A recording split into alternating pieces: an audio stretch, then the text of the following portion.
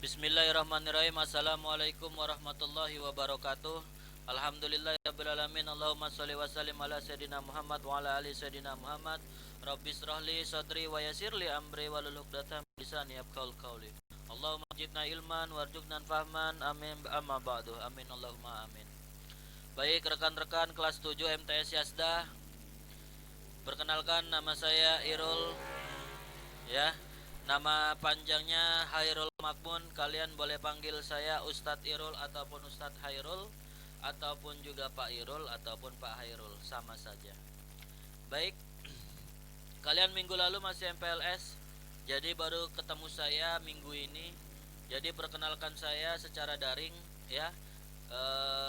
Untuk di sini di MTS Yasda, alhamdulillah saya dipercaya untuk mengajar mata pelajaran fisika, ya. Di situ sebenarnya materi fisika itu tergabung dalam mata pelajaran IPA sesuai dengan kurikulum yang berlaku. Tapi mata pelajaran di IPA itu ada 4 sebenarnya. Ada fisika, ada biologi, ya kelihatan ya. Ada biologi, ada antartika, juga kimia. Nah, dari 4 ini saya akan kelas 7 itu akan diajarkan saya 3. Di antaranya ada kimia, ada fisika, juga ada antartika, tentang tata surya ataupun bintang, planet, ya.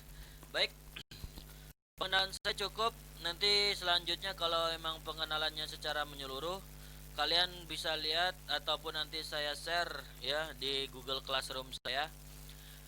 Untuk perkenalan selanjutnya adalah perkenalan tentang materi yang akan diajarkan. Baik ya. Untuk kelas 7 insya Allah materinya banyak karena baru. Di fisika sendiri itu ada berapa ya? Nanti kita lihat. Baik ya.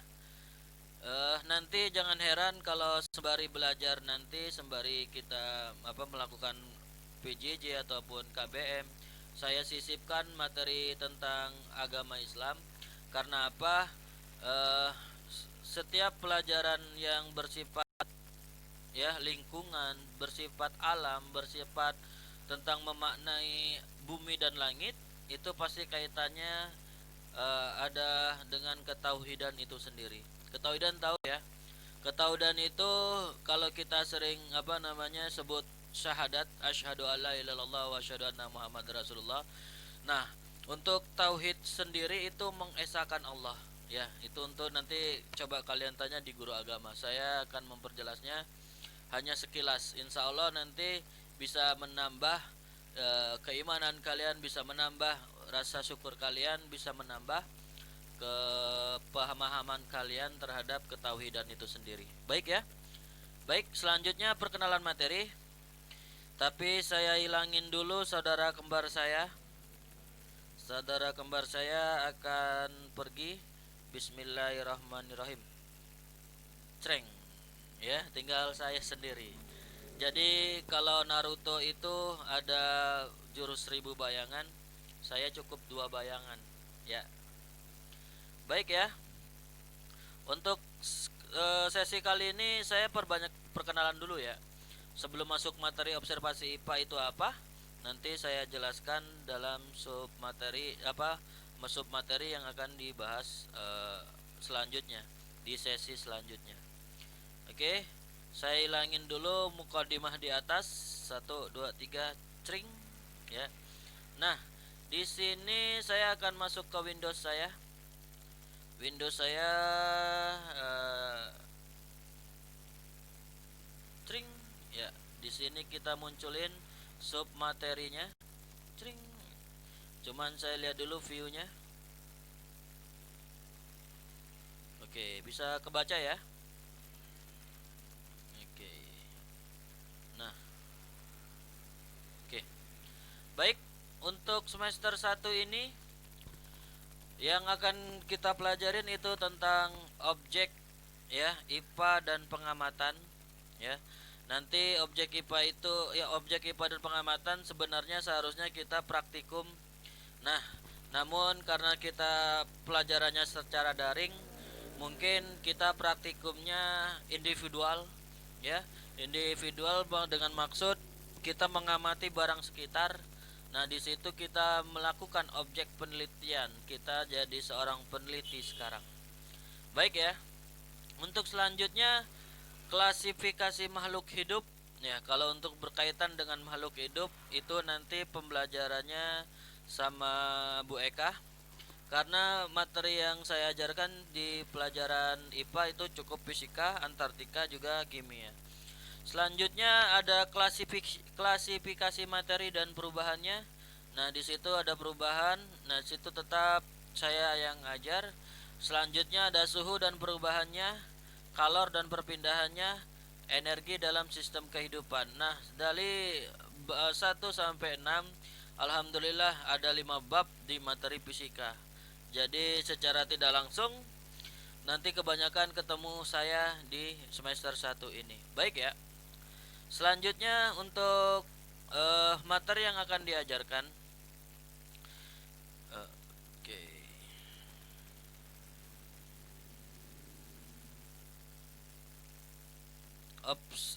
Objek IPA dan pengamatan. Nah, objek IPA dan pengamatan ini saya lihat dulu view slideshow-nya.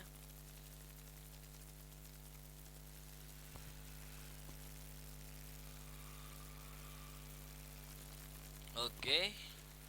Bisa dilihat di layar kaca Anda. Jadi jangan heran video ini saya mau lihat mengganggu ya, kegedean. Oke, saya akan kecilin dulu sebentar ya.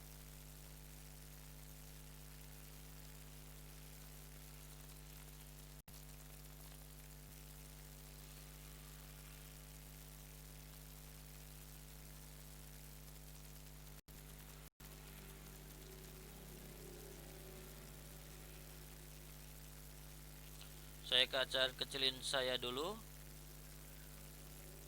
Oke, bisa kecil. Saya akan menghadap ke sini. Oke. Ke sini. Oke. Sip.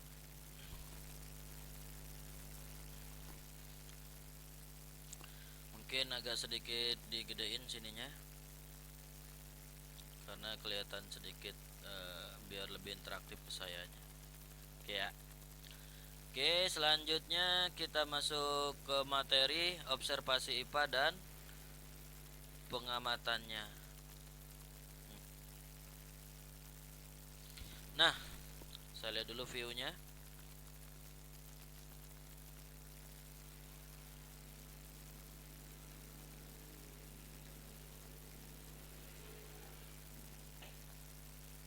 Terganggu. Sip.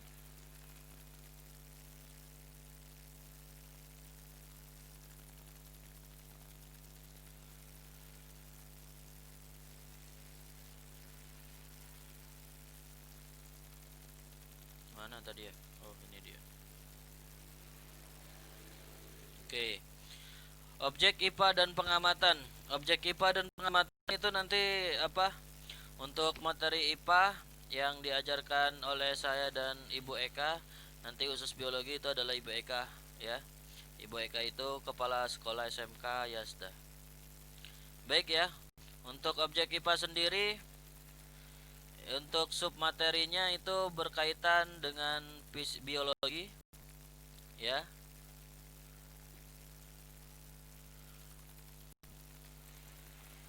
Saya pakai aja dulu ya. Ada biologi, ada fisika, ada antartika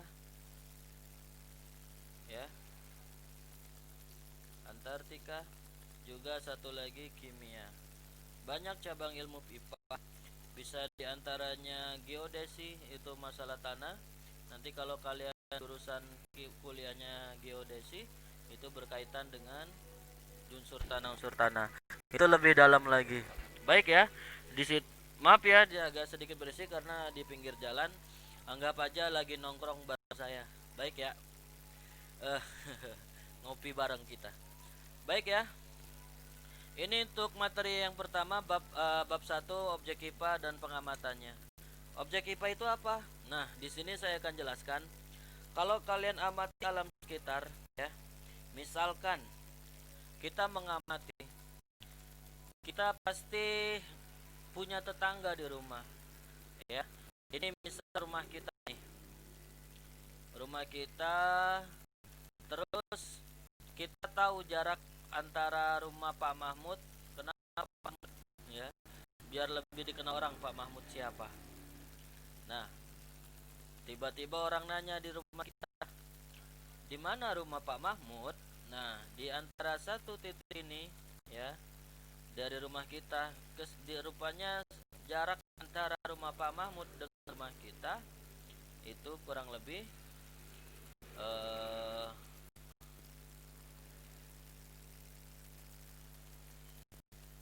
1 kilometer, ya. Nah, kapan kita tahu 1 kilometer? Berarti kita udah mengamati tuh jarak antara rumah kita, ya, jarak antara rumah kita juga jarak antara rumah Pak Mahmud. Nah, untuk mengetahuinya gimana?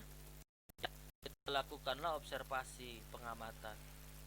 Ternyata selama saya bertetangga dengan Pak Mahmud, kaki saya berlangkah kurang lebih 80 cm dan melangkah sebanyak sekali.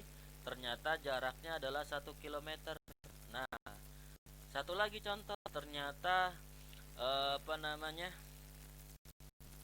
untuk saya naik motor dengan kecepatan saya rata-rata 1 km/jam, ternyata saya dari sini ke rumah saya sampai ke rumah Pak Mahmud 1 jam, ya. Jadi kita pakai apa namanya, menjawab pertanyaan orang tadi itu 1 km. Nah, itulah sama halnya kita tentang observasi atau pengamatan. Baik, ya. Dalam bagaimana mempelajari lingkungan sekitar, kita harus penyelidikan ilmiah. Penyelidikan ilmiah itu berkaitan langsung seperti yang saya bilang tadi. Penyelidikannya yang masuk akal, ya, yang masuk akal, terus yang tidak mengada-ada, yang tidak bohong juga, dan juga real, asli, bahwa kita menginformasikannya benar. Baik, ya. Selanjutnya perhatikan, untuk menjadi seorang peneliti, untuk menjadi kita sebagai penyelidik, ya. Kalau di dalam ilmu kriminologi, ya kan, penyelidikan kita itu mengobservasi kasus, ya.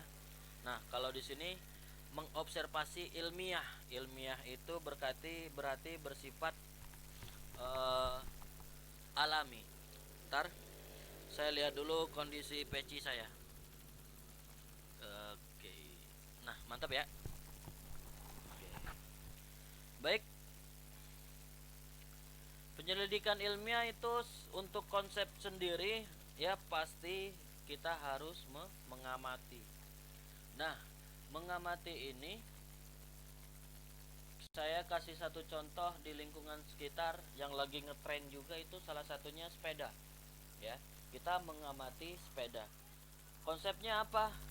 Bagaimana sepeda itu bisa jalan, ya. Saya gambarin dulu, ya. Kita kumpulin datanya dulu tuh.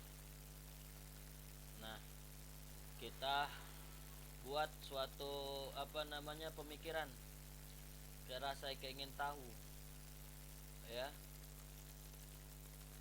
bagaimana bisa jalanin sepeda autoran.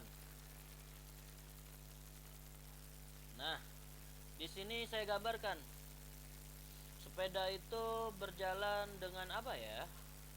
Nah, pasti ada, dikumpulkanlah data-data, ada rodanya, ya, ada rodanya. Bisakah kita mengobservasinya dengan satu roda, ya? Kita gambarin lagi, kalau dengan satu roda kita nggak seimbang dong, bisa jatuh kanan